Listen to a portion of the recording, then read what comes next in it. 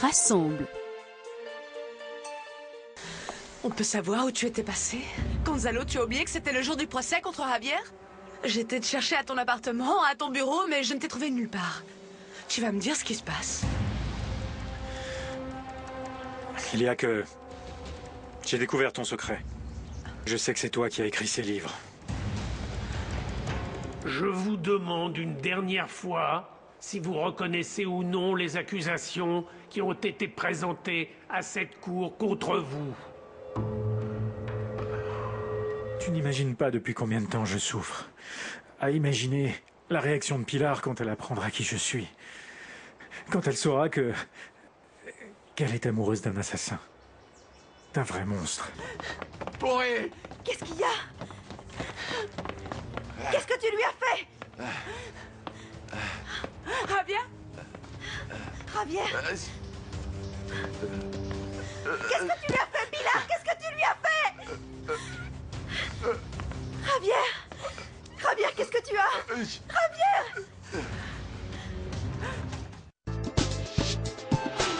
La maison d'à côté, du lundi au vendredi à 13h35 sur RTI 1.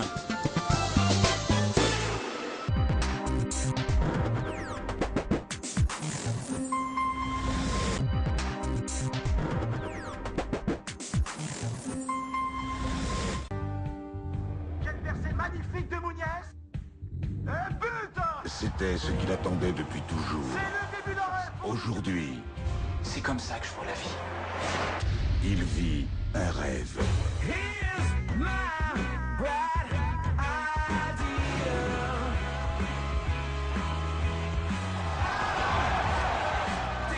Dieu. T'as vu ça?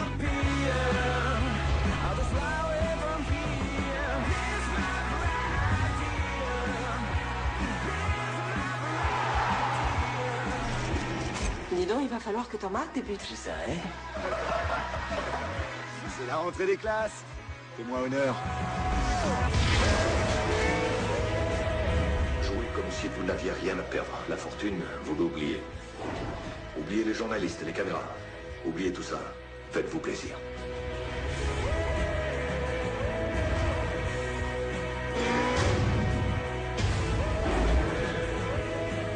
C'est une soirée des plus importantes pour le jeune Santiago Muñez. Pour la première fois depuis son transfert de Newcastle, il va débuter un match avec le Real. Goal 2, la consécration. Sur RTI 1, ce samedi 13 septembre à 21h.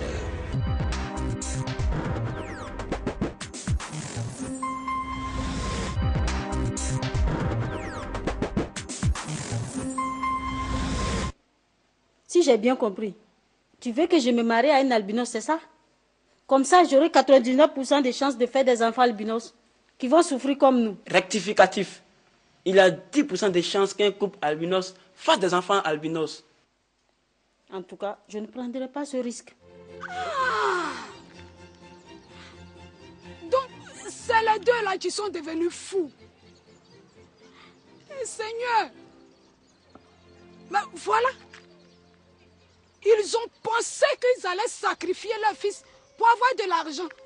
Maman, passer à autre chose alors que la couleur de ma peau me suit partout où je vais. Ça, ce n'est pas un problème. Je suis convaincue qu'un jour, tes frères et toi trouverez du travail. Tu sais, la dernière fois, mon amie Flora et moi avons déposé nos dossiers dans une entreprise de communication. Entre nous, maman, tu sais très bien que je travaille mieux qu'elle. Mais à cause de la couleur de ma peau, c'est elle qui a été retenue. Dans la vie, là, chacun a son destin.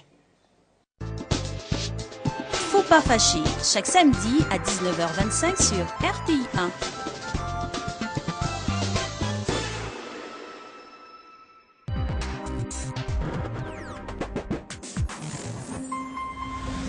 Visite d'État du président de la République dans la région de Lifou, population de Daougro, Bayagro et de Prigro. Du 14 au 17 septembre 2014, le président de la République, son Excellence Alassane Ouattara, nous rend visite. Mobilisons-nous pour faire de cet événement historique une fête inoubliable. Un s'éclate, un s'éclate, un s'éclate.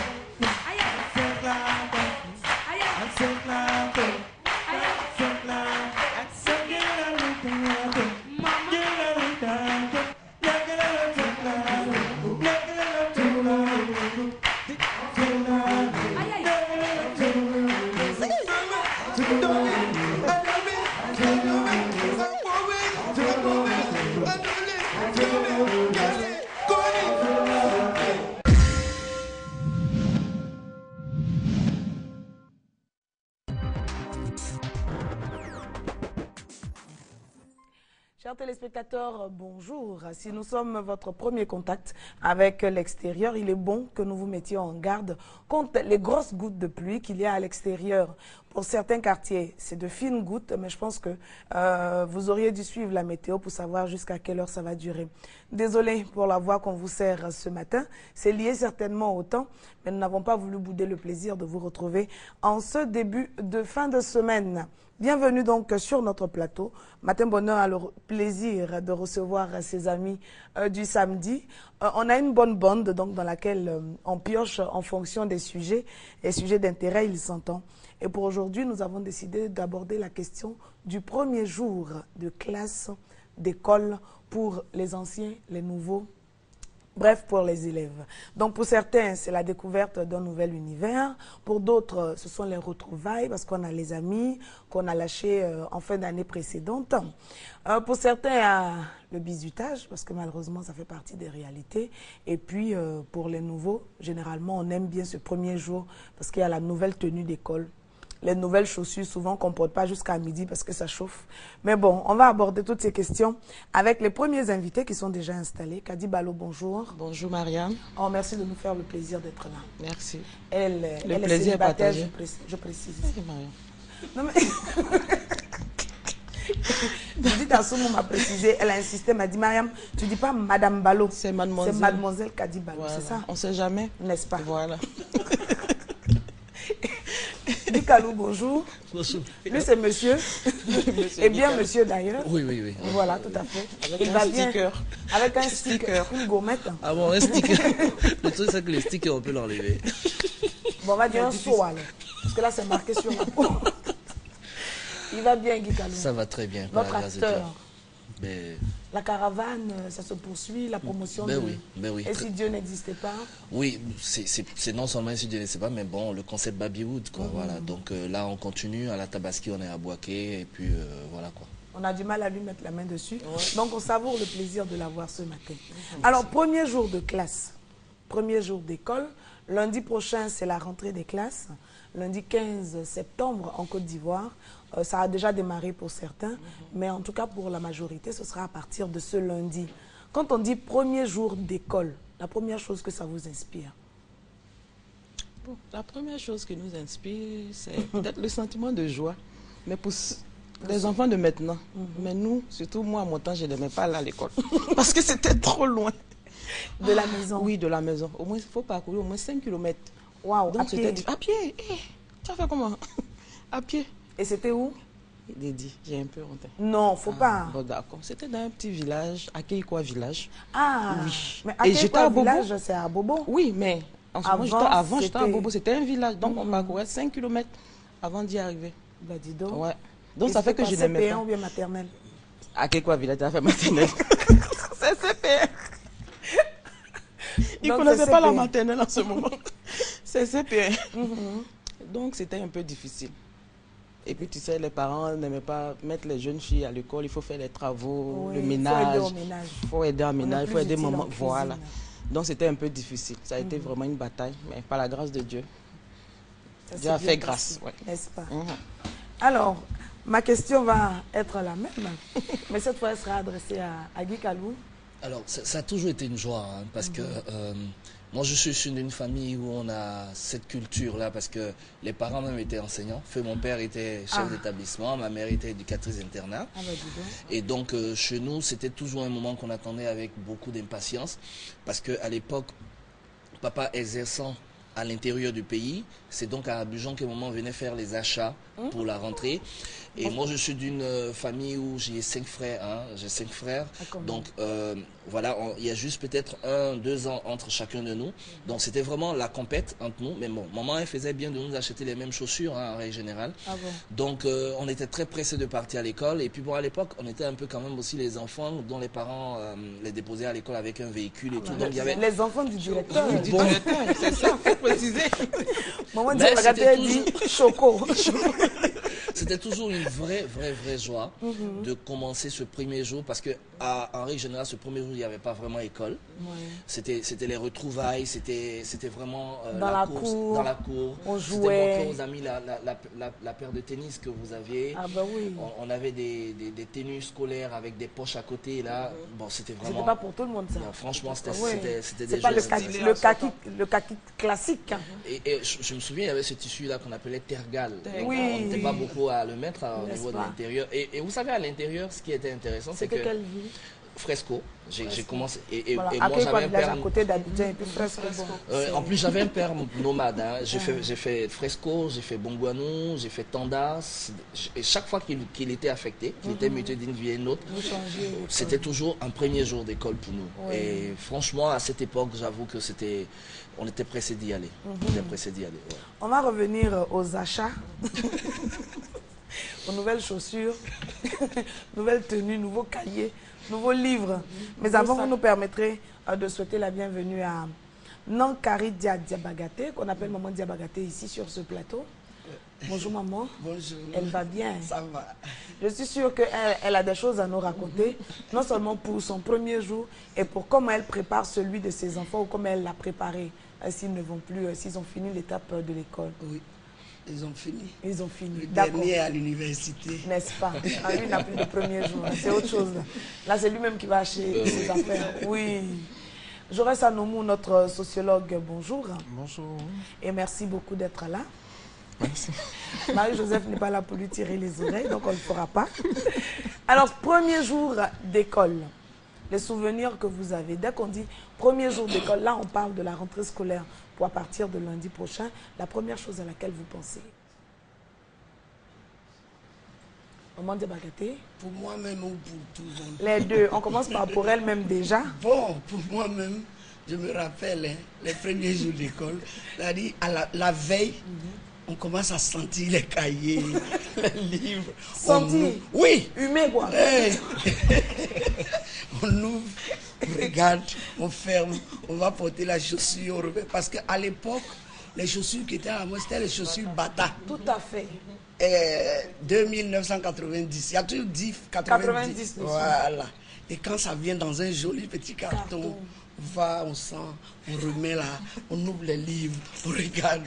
Et puis le lendemain, il y avait la poudre qu'on devait mettre. Et quand on se sapait, là, la maman mettait la poudre.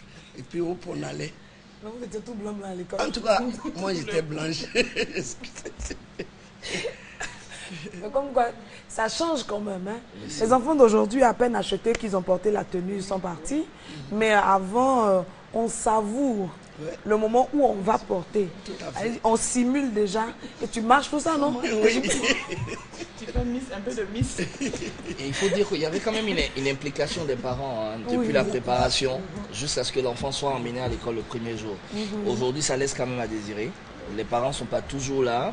Et il arrive parfois même que ce sont les domestiques ou la tante ou l'oncle qui fait... Parce que papa au moment n'a pas assez de temps. Mais j'avoue qu'à l'époque, les parents s'impliquaient tellement qu'on était avec eux jusqu'au bout. D'accord.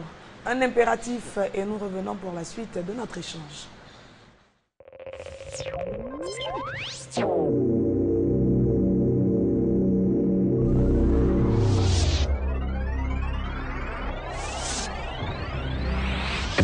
Visite d'État du président de la République dans la région de Lifou, population de Daougou, Bayakro et de Prikro. Du 14 au 17 septembre 2014, le président de la République, son Excellence Alassane Ouattara, nous rend visite. Mobilisons-nous pour faire de cet événement historique une fête inoubliable. Sous le haut patronage de M. Guillaume Soro, président de l'Assemblée nationale, sous le parrainage de M. Pascal Abina, DG des impôts, et le coparrainage de M. Kone Adama, DG du Trésor, M. Yensié, DG du port d'Abidjan, et M. Meïte Bouaké, DG de la Sotra, avec la présence effective de l'honorable Amitou Gara, député de Treichville, le président de Monasco RHDP, Lègre Philippe, et le porte-parole Cissé Sendou, invitent les élus et cadres oufouettistes du district d'Abidjan et de la commune de Marcory à la cérémonie d'investiture de la coordination Monasco RHDP de Marcory le samedi 13 septembre à 9 h à l'INGS. Communiqué de la Direction Générale des Impôts. Paiement de l'impôt foncier. Le directeur général des impôts informe les propriétaires de terrains nus, bâtiments, maisons, appartements et magasins que le paiement de la troisième fraction de l'impôt foncier dû au titre de l'année 2014 doit être effectué au plus tard le 15 septembre 2014, délai de rigueur. À cet effet, il les invite à se rendre dans les recettes des impôts du lieu de situation de leurs biens immobiliers pour le paiement de l'impôt foncier. Par ailleurs, le directeur général précise que ces contribuables, personnes physiques, bénéficient d'une réduction de 25% du montant à payer lorsque le règlement est effectué au plus tard le 15 septembre 2014. Les contribuables qui n'ont pas reçu leur avis d'imposition doivent se rendre dans leur centre des impôts de rattachement pour le retirer et procéder au paiement de leur impôt foncier.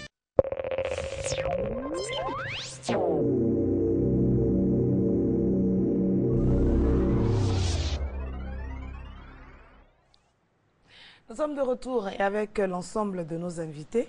Si vous venez d'arriver, sachez que nous parlons des premiers jours d'école, notamment des souvenirs que cela suscite. Et après avoir humé le parfum de nos... des cahiers. Non, il y a cahiers, il y a cartable, il y a... Il y a même les chaussures, le carton bâtard. Et puis on a les vêtements. Oui, les vêtements. Je reste à Noumou. Il se souvient de son premier jour d'école? Oui, comme si... c'était hier. C'était hier. Effectivement, comme si c'était hier.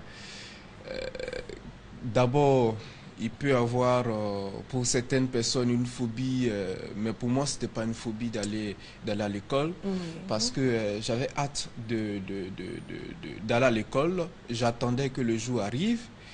Et c'est comme le premier jour où j'ai pris l'avion, ce jour-là, je vous assure, je n'ai pas dormi. Je n'ai pas dormi, je me voyais déjà. Je me voyais déjà. Donc, le premier jour d'école, tu t'imagines déjà quand tu vas arriver, tu vas saluer tes amis, tu vas essayer de... D'abord, il y aura un concours, excusez-moi du terme, de SAP. Oui, parce déjà, que, on va regarder. Oui, on va regarder déjà tes tenues vestimentaires, on va regarder ton sac, on va regarder tes chaussures. Ta gourde. On va regarder... Ah oui, la gourde. Oui, toutes ces choses-là. Donc, tu t'imagines déjà... Et puis, le premier jour, tu te réveilles très tôt. Je me suis réveillé très tôt. Je me suis... c'est pas moi qui ai pris mon bain. Je n'ai pas pris le bain seul. C'est ma mère qui il fallait être tout propre. Hein? Oui. Elle m'a bien, entre guillemets, bien lavé. Voilà. Et puis un peu de poudre. Ça revient. Un peu de poudre. Mais pas sur le cou, au niveau des aisselles et autres. Ah, d'accord. Les hommes. Oui, un peu de poudre. Mais sinon, pour les filles, il y en a pour... Un peu de poudre. En ce moment, c'était les poudres talc. Voilà, talc. Joli soir. Voilà, donc, je me rappelle du joli soir. Avant d'aller où? Dans les booms, là? Oui, il y a un parfum. Ça sentait très, très bon. Il y a un bon parfum, là. Très, très bon. C'est très bien parfumé. Donc, voilà. Je suis allé au cours. Refaites ça, on va voir. On fait comment? On met dans... Donc, en fait, c'est un scénario. Donc, Kadi sort la poudre. Voilà. D'accord. Elle met dans sa main ou bien dans un peu de linge. Souvent, on met un peu d'eau. Et puis, on met là, voilà, sur les selles. Et là, je me rends à l'école. Je me suis assis devant. J'étais beaucoup timide. Petit. Oui. Oui, il devait être petit. Oui. Donc imaginez timide un peu. et puis devant. Derrière n'était pas mieux. Non. Donc on est timide. Oui, j'aimais devant pour ne pas regarder derrière. Donc j'étais devant. Et puis la maîtresse elle est entrée en classe, toute pimpante d'ailleurs. À son âge. Non, oui. Je connaissais pimpante. Oui. Comme quoi? Parce que aussi c'était son premier jour de classe, donc imaginez aussi, elle aussi, je rappelle qu'elle n'était pas mariée, on l'appelait mademoiselle. Oui, j'ai mémorisé toutes ces choses. Il a noté ces choses. Oui. Donc... non mais ça aussi c'est l'apanage des personnes qui sont silencieuses, donc qui observent plus que les autres. Hein? Oui. J'observais. Mais ce qu'il faut retenir, c'est que, comme je l'ai dit, il y a deux types de personnes. pour celles qui n'ont pas cette phobie d'aller à l'école, sont enchantées d'aller à l'école et puis sont enchantées de Moi, j'avais une phobie. Parce que la marche, quand je pense déjà à la marche... Elle n'a plus envie. Non. Souvent à 10h, quand on dit 10h, non, le début. Au revoir. Non, le début, c'est le premier jour. Ça peut constituer des handicaps quand même. Oui. L'éloignement de l'établissement, la difficulté de s'y rendre à pied. L'instituteur qui devient un peu sa boniche. Il faut aller chercher le fagot. Tout ça. Non, je me rappelle de tout ça. Non. J'avais une phobie, franchement. C'est dire tout de même que le premier jour d'école peut être aussi... ça peut dépendre de l'environnement. C'est pas forcément positif.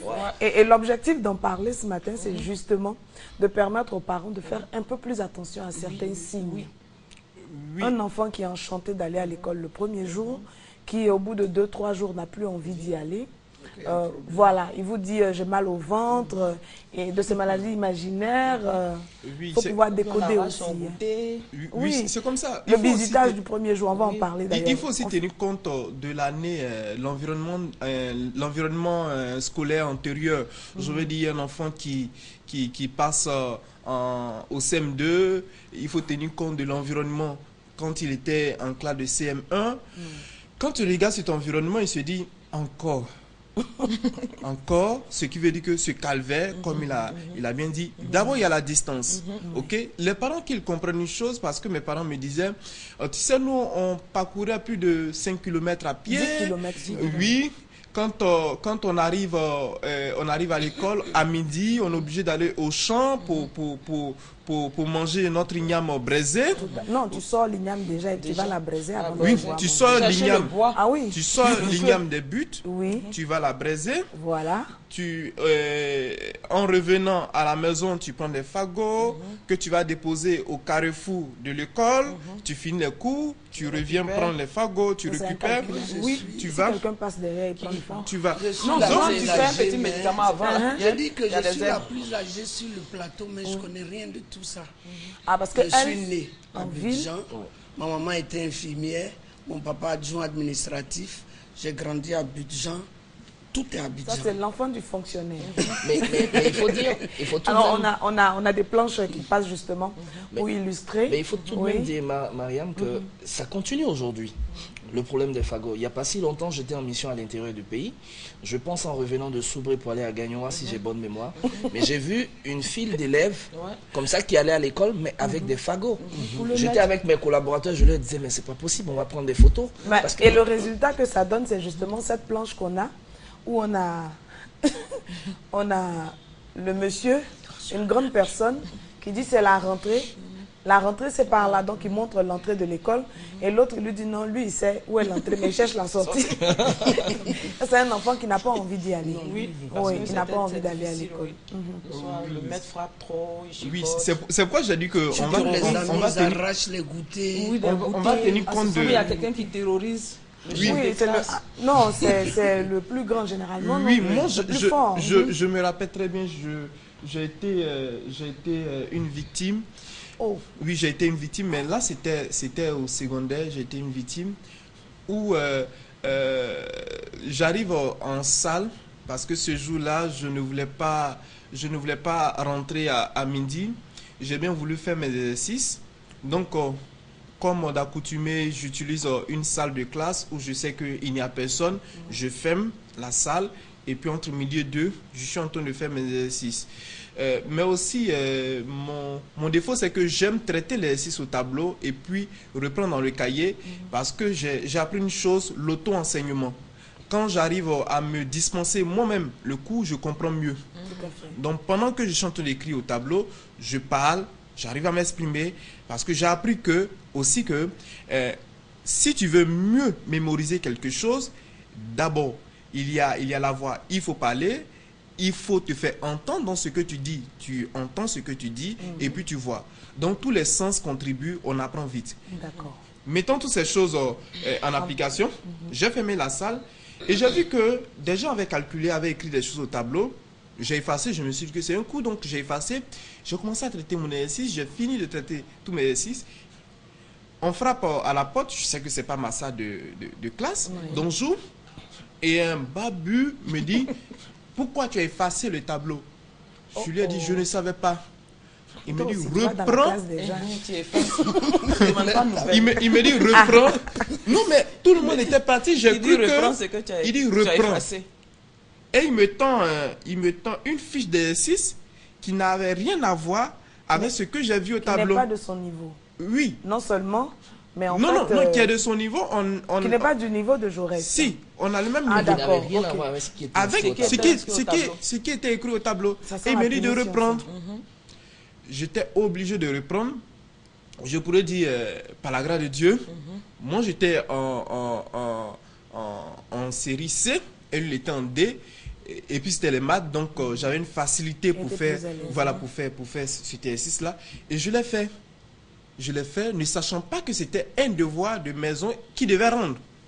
Ah ouais, en fait, il a fait traiter son exercice. Oui, effectivement, et ce jour, il a obtenu 18. Mais c'était le défaut, c'était l'erreur. Ok? Parce que tous les jours, même quand j'étais en salle, et qu'il avait une interrogation ou un devoir, il m'apportait un SMS et j'étais tenu de répondre. Sinon, c'était la bastonnade. J'étais tenu de répondre. Bon, j'étais timide. Et sinon, c'était quoi? La menace, c'était quoi? Est-ce que Jaurès même savait ce qu'on disait? Non, moi, je n'ai même pas cherché à savoir qu'est-ce qui allait se passer. Je n'ai pas cherché à savoir. Mais à l'entendre, à le voir, à voir cette carrure-là, je vais dire ces barbes, ces moustaches-là. Il vaut mieux ne pas avoir affaire à lui. Donc, c'est ça. Je ne voulais même pas savoir la sentence. Vous voyez un peu? Donc, c'est pourquoi on regarde, les enfants vont regarder la vie antérieure, c'est-à-dire l'année précédente, et puis vont essayer de caricaturer l'année scolaire qui va suivre. D'accord. Alors ça, ce sont les expériences pendant l'année scolaire. Moi, je souhaiterais qu'on revienne aux préparatifs de ce premier jour. C'est vraiment, je pense, le coup d'envoi. Et si on a raté le début de l'année, on donne envie à son enfant d'aller à l'école ou on lui enlève toute envie d'aller à l'école. Donc, comment est-ce qu'on prépare ce premier jour, ce lundi, ce fameux lundi où toute la maison est debout dès 5 heures du matin? Et je rappelle que maintenant, ce sont les 15 heures.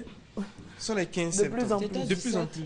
16 ou 17 l'année dernière. Oui, dans tous les cas, ça tourne. À la mi, en tout cas. Oui. Alors, pour moi, le premier jour se prépare nettement avant. Ça se prépare nettement avant. Pour nous qui sommes en couple, cela est dépendant de la complicité entre le père et la mère, de vouloir faire en sorte que l'enfant ait un premier jour. Parce que le premier jour est capital, à mon avis. Pour la petite expérience que j'ai avec mon fils qui part aujourd'hui au CE2, le premier jour est capital. Il a été habitué à nous voir l'accompagner le premier jour. Il a été habitué à nous voir avec son institutrice, vérifier avec lui que toutes ses fournitures sont au complet. Il a été habitué à nous voir faire des courses avec lui. Donc, ça se prépare avant. C'est vrai qu'aujourd'hui, les enfants ont le choix. Ils ont des personnages de bande dessinée. Il a envie d'avoir un cartable à l'effigie de Ben 10. Absolument. Absolument. Et je peux vous dire qu'aujourd'hui, samedi, là, mon fils, il est préparé à l'idée que lundi, c'est l'école. Il est tellement préparé à ça que depuis déjà un moment, son maître de maison a recommencé à venir. Parce qu'après, il fallait à un moment donné le replonger dans l'environnement scolaire. Il y avait les vacances, il fallait le replonger. Donc, au fur et à mesure, nous l'avons préparé à ça. Parce qu'il y a tellement d'éléments qui distraient les enfants aujourd'hui que quand vous ne les entourez pas avant même la rentrée scolaire d'un certain nombre de rigueurs, ça n'a... Moi, j'ai eu cette chance. Moi, j'ai eu cette chance à mon enfance d'être avec des parents. Ma mère, en fait, pour moi même aller à l'école était une sorte d'échappatoire parce que la rigueur à la maison était telle que c'était une éducation militarisée. Mais malheureusement pour moi, CP1, CP2, CE1, j'ai retrouvé ma mère parce que c'est elle qui était mon institutrice. Donc c'était une rigueur. Moi j'ai perdu un peu cette rigueur en prenant de l'âge. Mais j'ai une épouse qui m'a imposé cette rigueur parce qu'aujourd'hui, de toutes les façons, la société que nous avons là, les enfants, ils sont aussi éduqués à 50 voire 60% par l'extérieur. Donc si nous ne leur imposons pas un minimum déjà dedans, on ne les arrange pas pour le premier jour scolaire. Et à mon avis, si le premier jour scolaire est raté, ça va agir un peu. Déjà, ils commencent à se concentrer. C'est vrai, ils sont très jeunes, mais ils sont capables de se concentrer déjà, ils sont assez intelligents de faire la part des choses. Et ils comprennent mieux que nous-mêmes souvent certaines situations. Oui, Okadi, On prépare comment sa rentrée scolaire? Qu'est-ce qu'il faut? Sur quoi est-ce qu'il faut mettre l'accent? Surtout la propriété. La propriété. Hein. Parce que souvent, quand l'enfant est sale, pour les tout petits maternels, l'institut, je ne sais pas, la maîtresse, est confrontée à beaucoup de problèmes. Il faut apprendre à l'enfant comment il faut se brosser, comment il faut faire ça quand tu veux faire pipi, voilà. La tenue, surtout, à ne pas faire popo sur soi, et puis pour éviter à la maîtresse d'être un peu désagréable. Parce que souvent, il y a des moments, tu vas à la maternelle, c'est bon débarras, hein. Bon débarras, bon débarras. Va faire la nounou, elle va faire tout. Après, bon, il faut préparer son sac, son goûter, un peu donc, en fait, il faut peut-être aider l'enfant à être de plus en plus autonome quand il doit partir à l'école, pour éviter beaucoup plus de travail à la maîtresse ou à l'enseignant qu'elle ne devrait en avoir.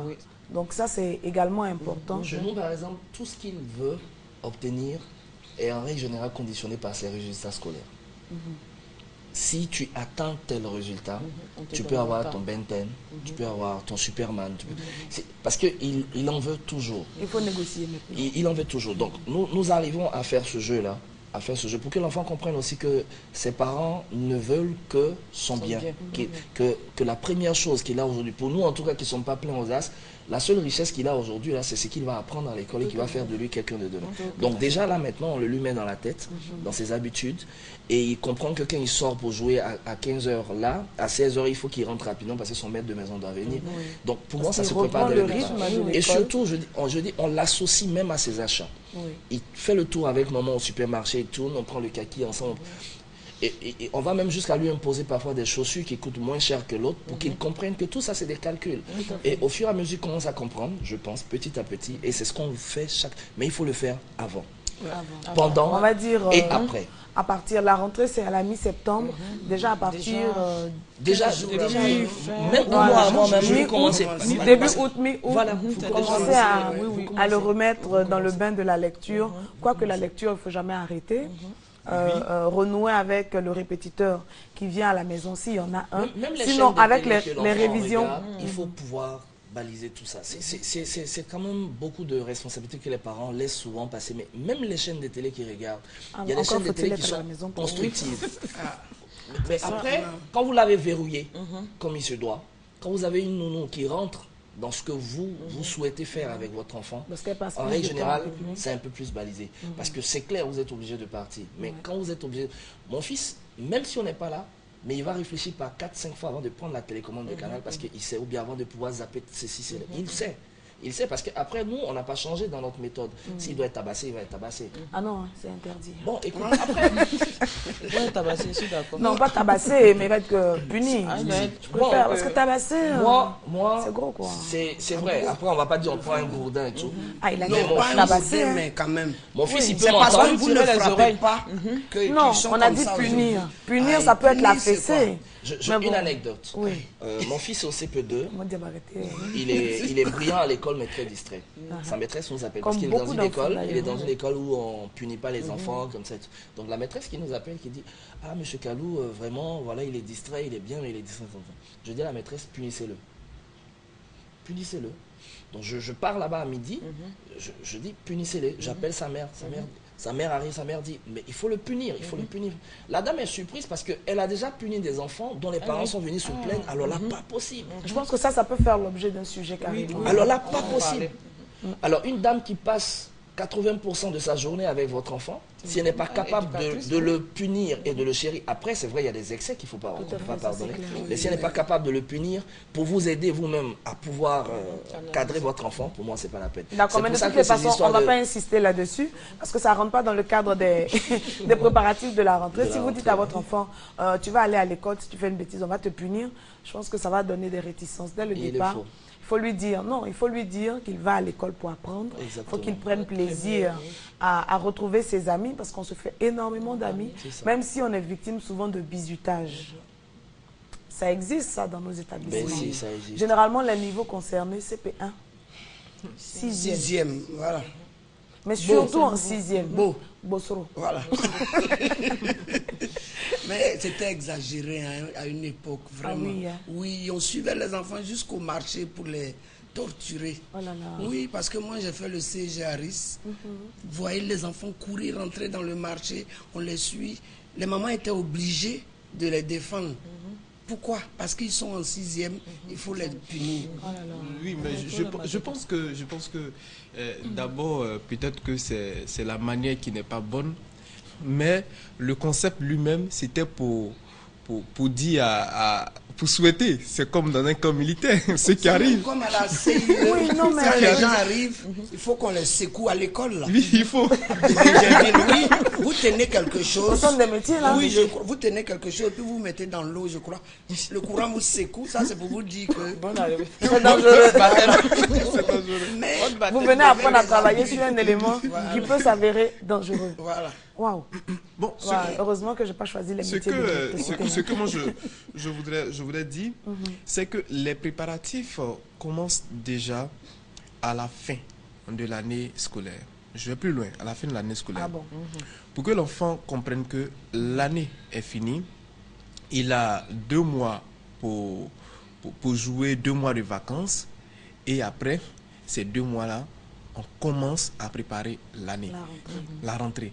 L'enfant le sait. Et lui-même, là, il a si bien dit, c'est-à-dire que même pendant que l'enfant est en train de jouer, l'enfant doit savoir qu'il va reprendre les cours bientôt. Donc, il y a certaines matières que l'enfant ne va pas faire